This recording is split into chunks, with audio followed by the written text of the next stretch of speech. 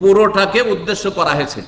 যেমন আমরা বলি যে আপনার রূপ চেহারাটা অনেকদিন দেখিনি, আপনার মুখখানা, মায়ের কাছে 5 বছর পর যাচ্ছেন, বাবারে তোর মুখটা অনেকদিন ধরে দেখিনি, মানে আপনার মা তাহলে হাত পা দেখেছে নাকি?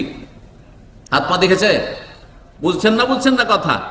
তো তোর মুখটা অনেকদিন ধরে দেখিনি, তার মানে তোমাকে দেখিনি। ঠিক ওই রকমই সেজদা মানে নামাজ, সেজদা মানে নামাজ।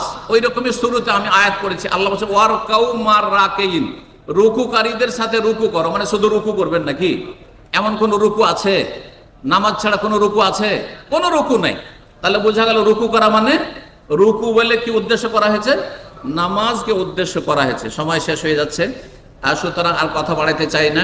আর নামাজের গুরুত্ব সম্পর্কে বলতে গিয়ে এতটা কথাই বললাম। নামাজ পড়লে জান্নাত নিশ্চিত, নামাজ না পড়লে জাহান্নাম নিশ্চিত। নামাজ যে ছেড়ে